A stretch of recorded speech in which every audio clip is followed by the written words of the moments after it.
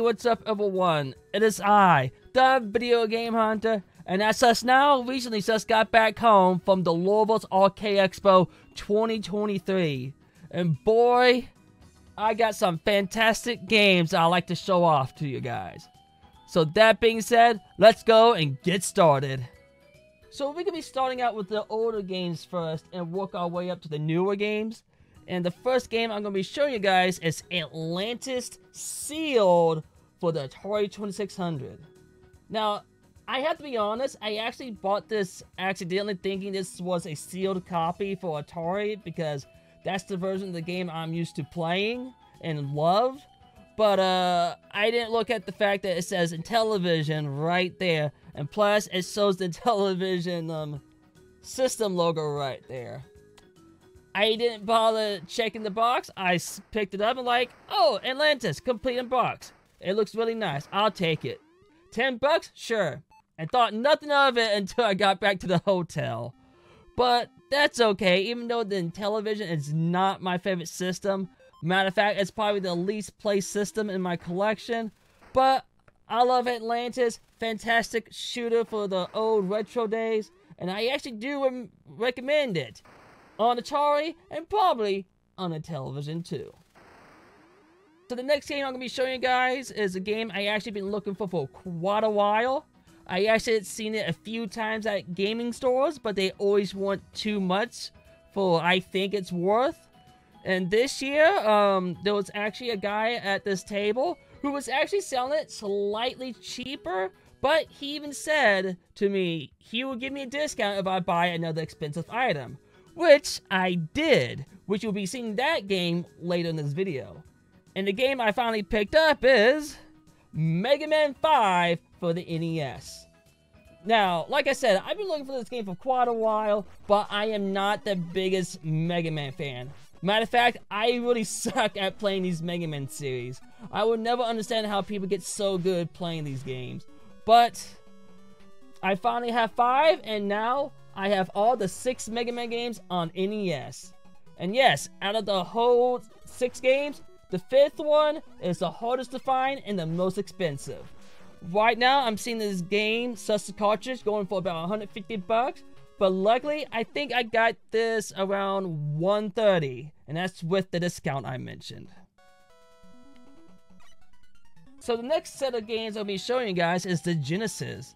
And this game I'm going to be showing you guys is a game that I actually remember playing as a kid. It was one of those games we used to rent. And believe it or not, I can close breaking this game. And no, it wasn't because I spilled liquid on it. It's not because I threw it around. No, stupid me decided to bring this game to a friend's house. And we didn't go inside his house to play it yet. No, we actually stayed outside and goofed around. But stupid me left the game on the outside table and we went inside and started gaming. And the sun was beaming on the game outside and it got very warm. So when I realized I left the game outside, it wouldn't work for quite a bit. But it eventually did work again. It did eventually work and I got very lucky. And boy, my brothers and my mom were not too pleased that it almost stopped working permanently. But that being said, the game I picked up is Tailspin. I don't remember much of this game. I do remember that this was a fun cooperative game. And I actually remember more of the airplane level where, you know, one player drives the airplane while the other one controls this little boy right here, and he's like cloud surfing. He also gets to shoot. Hopefully I can get to this level so I can show it off to you. But anyway, I'm really glad I finally found this game, and I didn't really pay too much for it. I only paid $25, which in my opinion, I'm happy to pay for. So the next game I'm going to be showing you guys is Flashback on the Genesis. Now, I actually own this game on the 3DO, but unlike my Genesis controller, which works very well, one of my 3DO controllers doesn't work. Now, I do have a working one now, but at the time when I was trying to play this game, I had a very wonky D-pad. and for whatever odd reason, it would sometimes get stuck. So I kind of stopped playing it because I kept dying constantly on the second stage, I believe. The first stage of this game is actually really fun, but the second stage is very long, and you got so many missions you have to get through. I do believe there was checkpoints, but the last checkpoint was really killing it for me on the second stage. But that being said, I'm actually really looking forward to playing the Genesis game. And I don't know if I mentioned this, but I'm mentioning it now. This is actually made by the same people who did Out of This World, or if you're from the UK, it's Another World. So, in other words, I'm expecting great cutscenes in this game, despite the fact it's on the Genesis. Yeah, the companies who make these games do an amazing job with the cutscenes on Genesis, despite the fact that it's lacking power. So the next game I'm going to be showing you guys is Valis 3. Now, believe it or not, I actually recently just got done playing Valis 3 off of my Nintendo Switch, which is actually a compilation pack of the PC Engine version. And even though this is the Genesis version, it's most likely going to be the watered down one, which I'm totally okay with. But what I'm not okay with is the front cover. Look what they did to my girl.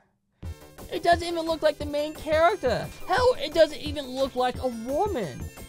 If I was in charge of designing the case or making sure the game is alright for the American audience, I would not have used this front cover right here. If anything, I probably would have fired the artist who made this and just used the Japanese Mega Drive version as the front cover of this. I haven't seen the Japanese Mega Drive version cover yet, but something tells me it has a nice anime style to it, and it's going to be far superior than this. Let's do a quick comparison and see what you guys think. Alright, now I'll be showing you guys some PlayStation 1 games, and I only have 2 this year. And the first one I'm going to be showing you guys is Medieval. Now, I actually found the sequel to this game last year at the Arcade Expo, but that's not really the game I really wanted. It's the first one right here, because this game I actually remember playing as a kid, where we managed to play the demo of this game off a Pizza Hut demo disc. And for what I remember from this game, it's about a dying soldier who obviously dies in battle, and he gets resurrected, and he goes off fight some zombies. Now, I don't know the main cause of his resurrection or why he is needed specifically, but hopefully this game is good as I remember. So the next game I'm going to be showing you guys is a sequel to a game that I wasn't 100% sure the sequel existed or not. If anything, I thought about it a couple of days ago, and instead of not Googling it, I ended up finding it at the expo. And that is Fear Effect 2.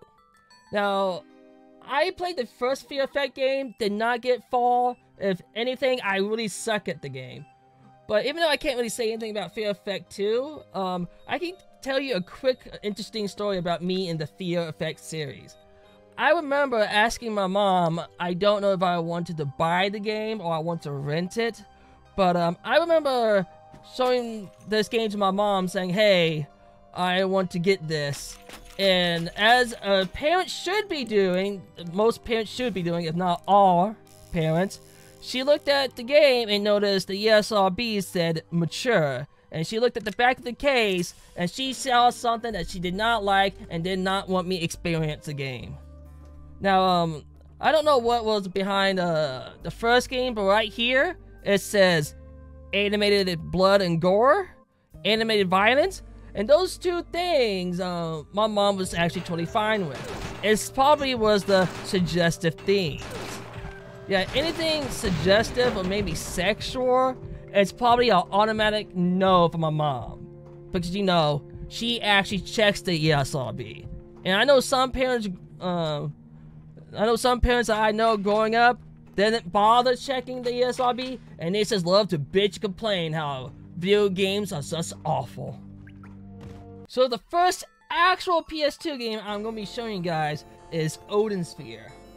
Now, I didn't really know this game existed on the PS2 because I actually already owned this game on the PS4. And I would say this, My experience from the PS4 was fantastic. I didn't finish the game, I actually got stuck at the final section of the game, but what I experienced from the game was downright gorgeous. Not only was the side-scrolling action was fantastic, but the graphics was downright beautiful. Like, it looked like they might have water painted the whole graphics of this game. If you guys haven't checked this game out, I highly recommend it. You won't be disappointed.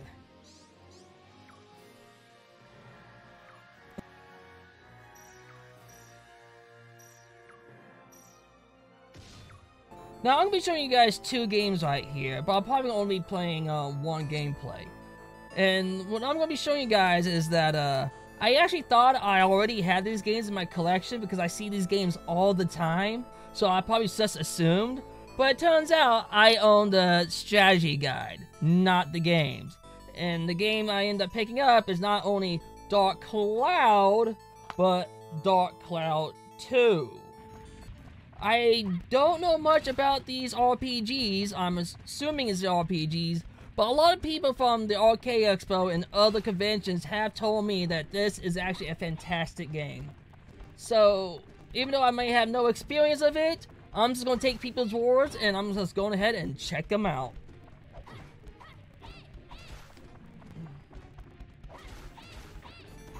So the next game I'm going to be showing you guys, it's actually a game that's actually an anime adaptation, which I'm actually very familiar with, but not so much with the PS2 game.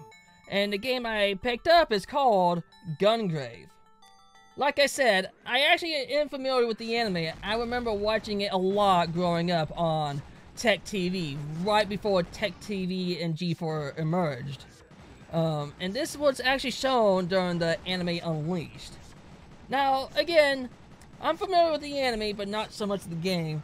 But judging by the gameplay, it looks like it's going to be a third-person shooter game.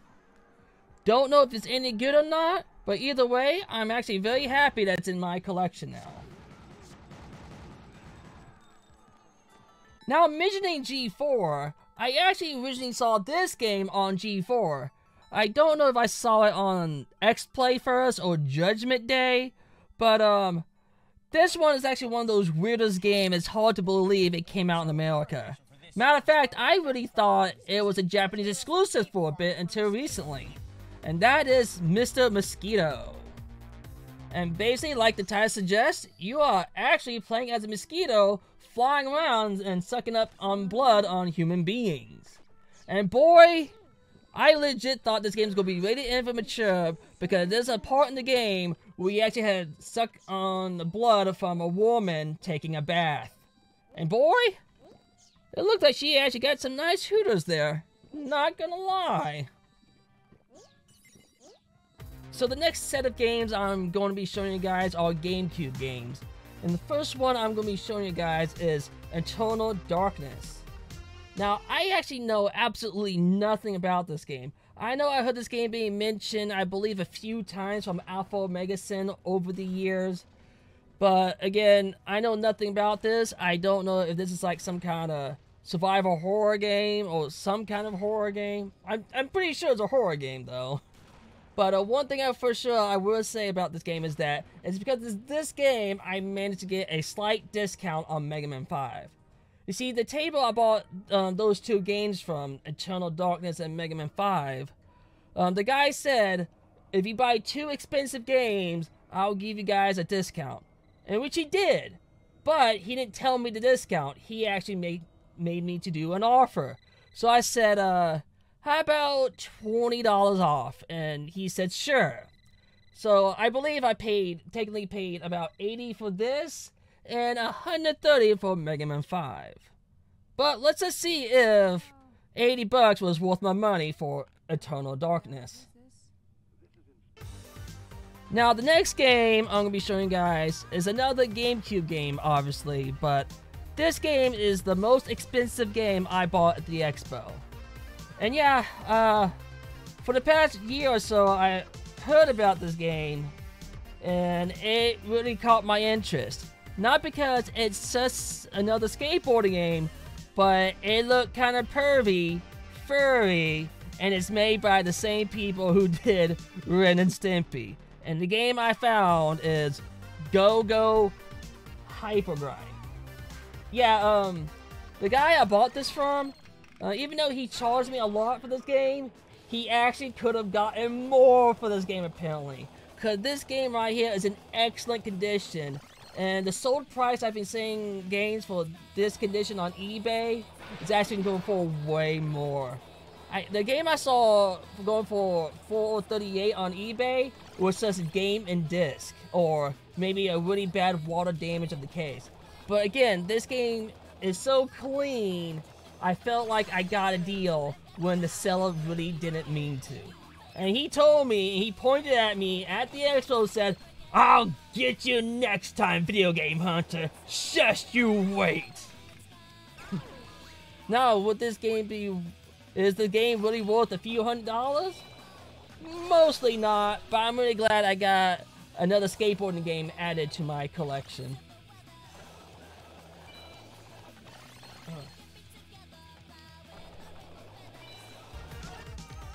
So the next game is actually an Xbox game. Yeah, and it is Futurama. Now here's the thing. I actually bought this game a long time ago on a website called half.com. And this was during the time where half.com was really being misrepresented what it's supposed to be. You're supposed to be able to buy items for like half off. And this was probably one of the last things I bought from there was actually half off. And at the time, I think I bought it for $40. And I didn't buy this game for myself. I actually bought this game for a friend at work. And boy, do I regret it, because before I gave my buddy his game, I played it for a bit, and I think I kind of liked what I saw. But I have no choice but to give him the game. But over the years, I've been having a hard time finding another cheap copy of Futurama, because over the years, it shot up in price. No joke. And now, I end up spending about $192 for this game. I don't remember the game was fantastic. I remember it being okay. But I'm really hoping I got my money's worth, to be honest. If not, then oh well, it is what it is. The important part is, I now just got the game back again. So the next game I'm going to be showing you guys is actually a game that I bought for the DS. And it's weird. I don't really collect for the DS that much because there's very few games I really want to play for that system. But this is just one of those games I've actually been looking for. And it's actually a side series from a PS2 game called Okami. And the game I bought for the DS is called Okami Den. Now, I don't really know much about this game, but I know it's some kind of side series to Okami. But I will say this, Okami should have been out for the DS. And it's mostly because in Okami you have to deal with a lot with ink brushes, which you have to control with your left analog stick, if I remember correctly. And you gotta make these lines and circles so you can activate these magical spells. And sometimes it's not the easiest thing to do with the analog stick. So with a stylus pen on the DS, this should make the game a lot easier. But I guess the Okami might have came in, or maybe it was developed too early for it to be on the DS. But I guess that's okay. But I am absolutely looking forward to playing this game on my DS.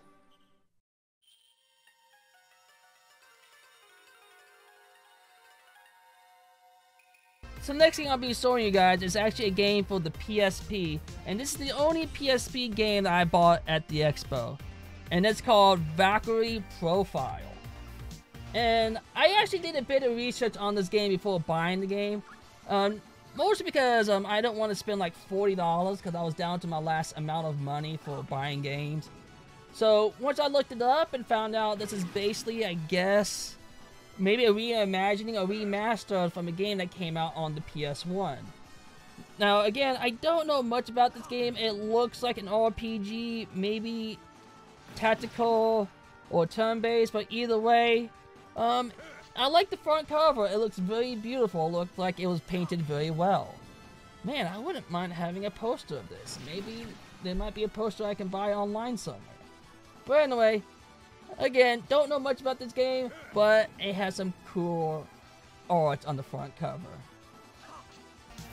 So the last two games I'll be showing you guys is actually on the Vita. And when I thought I'm actually done looking for games for the Vita, I'm always finding new, interesting games to buy for that system. It's like it's always some kind of hidden gems I'm always finding. So that being said, the first Vita game I'm going to be showing you guys is actually called Windjammers.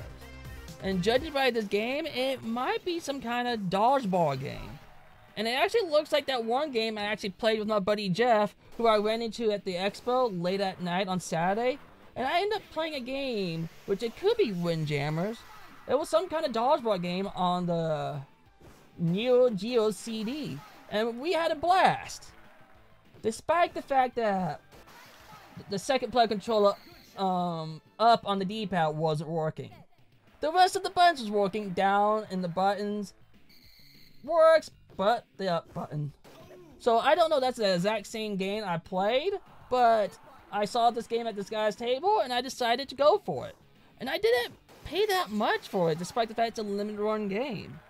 I think I paid, what, 20 or 30 bucks for it? It wasn't much. So the last game I'll be showing you guys is actually the last game I bought at the expo. And I know I shouldn't have spent any more money, but when I saw this game, I asked myself, how the hell did I pass this up, and how did not anyone else pick this one up? And I heard a lot of good things about this game, especially from the big booby witch lady seems like everyone seems to enjoy. And the game I found for the Vita is called Dragon's Crown. Now, apparently the guy also had the game on the PS3 for sale, but apparently someone bought it right before I found this game, which kind of sucks. Maybe I would have bought the PS3 along with the Vita. Again, I probably shouldn't, but I probably would have. And despite the fact I heard good things about this game, I'm not even sure this is like some kind of beat-em-up game or RPG, but it looks like this game might be made by the same people who did, Odin Sphere. Oh, let me check real quick. Let's pick up this game and look. They both say Atlas, but I'm not for sure that's actually the developer of the company who made this, or that's just the publisher. I don't know, but the art style looks very similar, so hopefully they are. Because that means that I'm definitely going to enjoy Dragon's Crown. And that was my pickup video, and thank you so much for everyone for watching. I know this video is long. I don't know how long it was because I did many takes on these games, but I hope you guys enjoyed. And I hope some of the gameplay footage I showed off got you guys interested to check the games out too. So that being said, thank you so much again for watching. This is the Video Game Hunter, and until next time, goodbye.